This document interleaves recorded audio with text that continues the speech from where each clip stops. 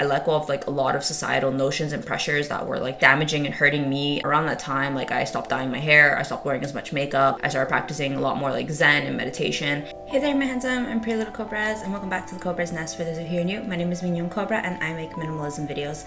If you guys have been following me for some period of time, or if you're new here, I'm currently on a 1-year minimalism break. So I'm like trying to live my life outside of minimalism, and I've been doing a lot of deep reflections on my life. I started to reflect upon the beginning of my journey, and so today's video is going to be a minimalism tribute video, and I'm going to be talking about 10 minimalists who have deeply influenced my minimalism journey. So without further ado, let's just get into the video. Let's get it, let's go. Woo. Number 1, Kimberly Ann. She was actually the first minimalist that I had ever seen. Before that, I used to read a lot of books on minimalism, but I didn't have a face to the theory. I really liked how at the time she was kind of going through something that I was going through. She stopped with like her handbag obsession, and that was something that I was struggling with at the time. She also had long black curly hair, which is something that I have, and I actually model my hair after her. She said that in her minimalism journey, having long hair made it a lot easier to maintain, and for the longest time I had really short hair, and I was like, what a minimalism hack. So yeah, she recommended just having long hair so it weighs down the curl so it's easier to maintain, and I was like, yep, totally gonna do that. She influenced a lot of my earlier stages of minimalism. I think probably even some of my aesthetics I took from her. It was Kimberly Ann who kind of gave me, I guess, like a starting point. So I want to give a big thanks to her. Number 2, a small wardrobe. So actually, as I mentioned before, I didn't have a face to minimalism. There were blogs that I followed, and a small wardrobe was actually one of them. I used to read a small wardrobe's blog on minimalism, and she used to write about her couch and stuff like that. And she started a YouTube channel, and I was like, oh, okay, all right, let's see what she looks like. But I've been following her for a really long time. So now I know her name is Patricia. Before I started my minimalism journey, before I was a minimalist, or I guess starting off, she was somebody who I implemented a lot of the theories and theologies and principles of minimalism. I took a lot of inspiration from her. I never quite made the jump into having a capsule or minimal wardrobe the way she did. I really did try, but it's funny, she's been kind of taking a break from minimalism herself too, and myself as well. So it's really nice to see that like you go through certain stages in life together. I know she doesn't even know who I am, but yeah, I want to say that like she was very inspirational. Okay, number 4, CK Space. He's a Singaporean minimalist, and when I saw that, he was explaining that a lot of people are like, how come you still have the items that you supposedly decluttered in your video? And he was explaining, well, I'm a content creator. I actually need to keep a lot of the material to film. He helped me a lot with my decluttering obsession. There was a lot of things that I would like throw out, but because of that video or those videos, I realized that like I don't have to be so obsessive with throwing my stuff out, especially as a content creator. I probably do need a lot more materials to be able to create things that I want to film and do, and in doing so helped me a lot with my mental health and just not being so obsessed with decluttering. Okay, number 5, She's French. She's French is actually a pretty recent minimalist.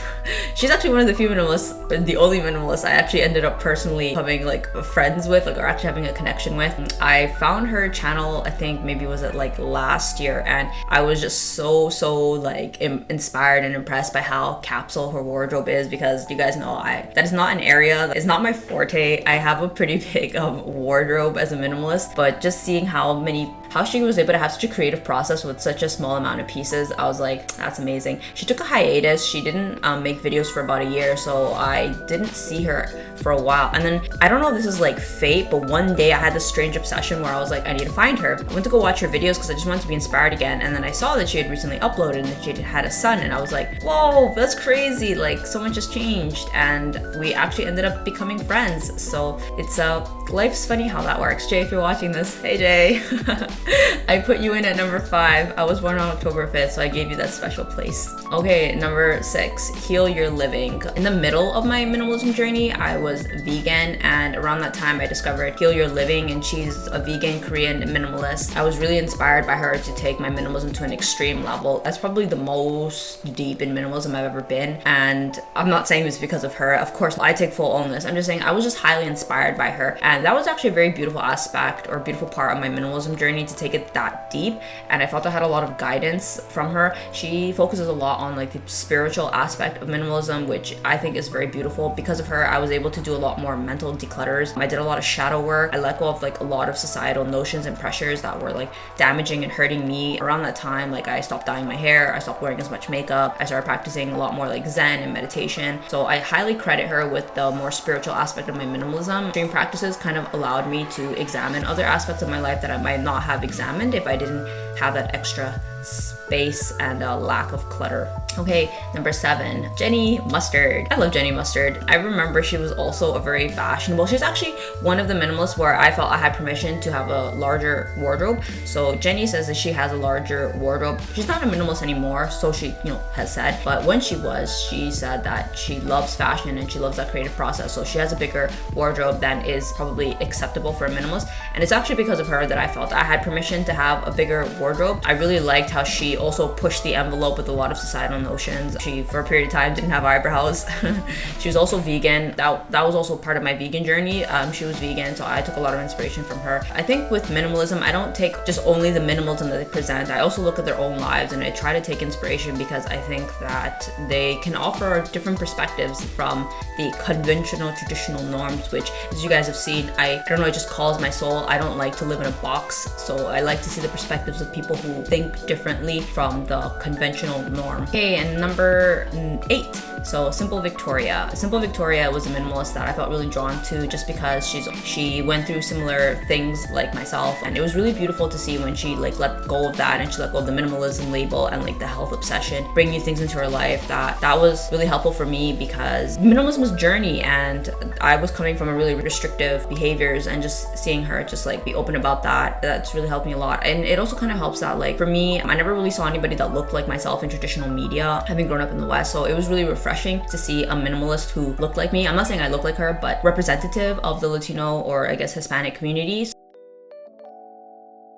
That was really good for my mental health to see that, so I really appreciated watching Simple Victoria's content. Okay, number 9, Fumio Sasaki. He is not a YouTuber. His works, his writings have been deeply influential in a lot of my minimalism. You guys have probably seen that I derive a lot of my thought process and notions regarding minimalism primarily from Fumio. I remember I read his works in 2020 and that radically changed my YouTube channel. I made a lot more deeper minimalism content, and also just kind of like criticizing the notion or looking at it from like a critical perspective, all because of Fumio. Because before Fumio, I was just kind of like wishy-washy with my minimalism. It was more like an aesthetic for me, but because of him, I focused my full attention on minimalism and like truly asking myself, what can I live with?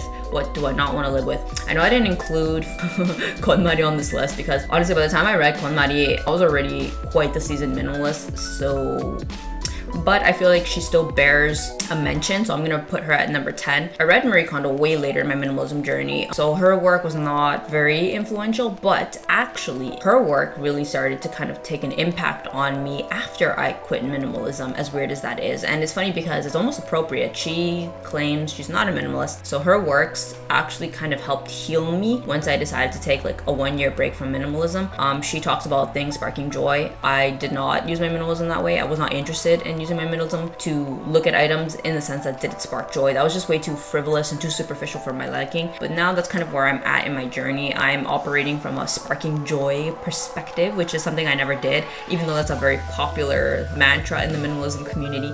So I'm actually pretty happy to still have her book. I never decluttered her book. I still kept it. I only own 2 books and her book is one of them. So now that I'm actually on a minimalism break, I go and I read her stuff and I have a different perspective. I have a non-minimalistic perspective reading her content, and it has freed me because it's like, yes, I completely agree with her. Owning very little deprivation, and it's not the focus on what you don't want to have, but rather the focus on having the things that spark joy. That's where the true magic comes in, and then the no clutter will naturally follow. I hope that you guys enjoyed this video. Comment down below what are some minimalists that have inspired or impacted your minimalism journey. I would love to hear it. If you are not on this list, my apologies. So thank you so much for having taken the time to watch this video, and I'll see you in the next one. Thanks for watching. Bye!